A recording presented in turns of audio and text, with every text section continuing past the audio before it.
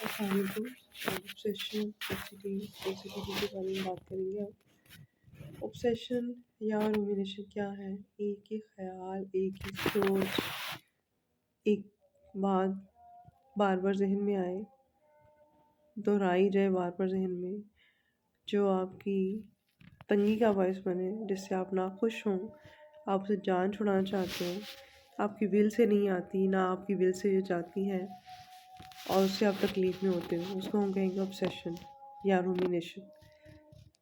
अगर ये इस सोच के नतीजे में पैदा होने वाली एंग्जाइटी, तकलीफ़ को ख़त्म करने के लिए आप बार बार वो काम करते हैं, तो उसको फिर हम कंपल्शन कहते हैं।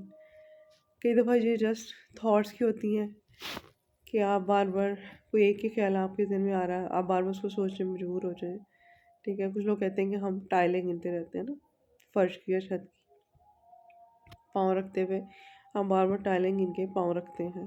ठीक है, हर एक की डिफरेंट होती है ऑब्सेशंस और फिर रूमिनेशन या कंपल्शन, जो उसके नतीजे में ऑब्सेशन के नतीजे में जो एक्ट किया जाता है। सबसे जो मोस्ट कॉमन जो है वो ये है कि हाथ बार बार धोना, वॉशरूम जाना तो अपने आप को समझना मैं पाक नहीं हूँ, नहाने में बहुत टाइम लगाना, आप गए हैं वॉशरूम के लिए गए हैं तो आप पानी का यूज़ बार बार करें, आपको लगे मेरी बॉडी पाक नहीं हुई, यूरिन के ड्रॉप्स गिर रहे हैं। इसी तरह किचन में आपको लगे कि आपने चूल्हा खुला छोड़ दिया है, हांडी में नमक डाला था नहीं डाला था, बार बार उसको चेक करें।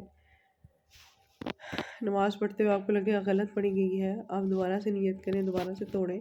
और कुछ तो इसकी वजह से नमाज़ पढ़ना छोड़ देते हैं क्योंकि इतनी तकलीफ़ में होते हैं। इसी तरह कोई भी और काम जो आपको लगे कि सही नहीं हुआ। मेरे पास एक पेशेंट आती थी जो कि कहती थी मैं सुबह नहला के अपनी बच्चियों को बार बार कपड़े बदलती हूँ, पहनाती हूँ, मुझे लगता है सही नहीं, पहले राइट बाजू पहनाना था, फिर भूल जाती हूँ, राइट पहनाया था, लेफ़्ट पहनाया था, उसी मेरी बच्चियाँ लेट हो जाती हैं स्कूल से। एक पेशेंट ने बताया कि वो जब भी बर्तन धोने लगती है तो उसको ये लगता है कि बर्तन नापाक है, उसको पहले छत की आसमान की तरफ मुँह करके कलमा पढ़ना पड़ता है और उसके बाद वो बर्तन धोती है, फिर उसको लगता है पाक हो गए। तो उसने कहा मैं बड़ी तकलीफ़ में हूँ क्योंकि कई सम टाइम लोग पास होते हैं, जॉइंट फैमिली है, वो देखते हैं कि छत की तरफ देख के क्या कर रही हो ना। इसी तरह कुछ लोग जो हैं सफाई के बारे में बहुत ज़्यादा होते हैं। अच्छा, एक बात यहाँ पे मैं क्लियर कर दूँ कि कुछ लोग ना ओसीपीडी और ऑब्सेशन को या ओसीडी को कंफ्यूज कर देते हैं। ओसीपीडी एक पर्सनैलिटी है ना, ऑब्सेसिव कंपल्सिव पर्सनैलिटी डिसऑर्डर। मैं इसलिए नहीं बोलूँगी कि डिसऑर्डर जो है ना जब एक एक्सट्रीम लेवल पे जाके होता है तो फिर इसको डिसऑर्डर कहते हैं। हर वो चीज़ डिसऑर्डर है जिसकी वजह से आप या आपके इर्द गिर्द के लोग तंग होते हो। ओसीपीडी में बंदा खुद नहीं इतना तंग हो रहा होता ना, उसके इर्द गिर्द के लोग तंग हो रहे होते हैं। अच्छा, ओसीपीडी में इंसान इंजॉय करता है अपनी चीज़ों को, जैसे उसने बहुत तरतीब से रखने की आदत है, उसको बहुत एक्सप्लेन करने की आदत है चीज़ों को, हर काम नियर टू परफेक्शन करने की आदत है। तो ये ओसीपीडी वाले अपनी आदतों से तंग नहीं होते, यूजुअली वो कंफर्टेबल होते हैं अपनी लाइफ में। जबकि ओसीडी जो है ना एक डिज़ीज़ है जिसमें पेशेंट तंग होता है, वो इसे जान छुड़ाना चाह रहा होता है, वो ऑब्सेशन को पसंद नहीं कर रहा होता, ना ही वो कंपल्शन से खुश होता है। अच्छा, मैंने तो एक दो एग्जांपल्स दी ना सफाई की और इस तरह की चीज़ें।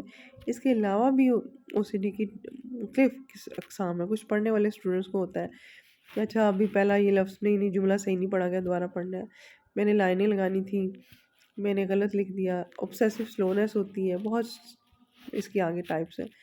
अच्छा, फिर एक है कि ये ऑब्सेशन है नॉर्मल के लोगों में होती है। टीनेज बच्चे, आयरन डेफिशिएंसी हो, जिसमें प्रॉपर बैलेंस फूड ना हो, उनमें ये नॉर्मल होता है। और टीनेज में जो है ना ये एज के साथ साथ ऑटोमेटिकली खुद ब खुद ही ठीक हो जाती है। बच्चियाँ जिनमें नई मीनारकी स्टार्ट होती है, पीरियड्स नए नए स्टार्ट होते हैं, उन बच्चियों में ऑब्सेशन डेवलप हो जाती है, सफाई का वहम शुरू हो जाता है, लेकिन वो विद पैसेज ऑफ टाइम ठीक हो जाता है। अब ओसीडी में करना क्या चाहिए ये मैं अब आपको बाद में बताऊँगी।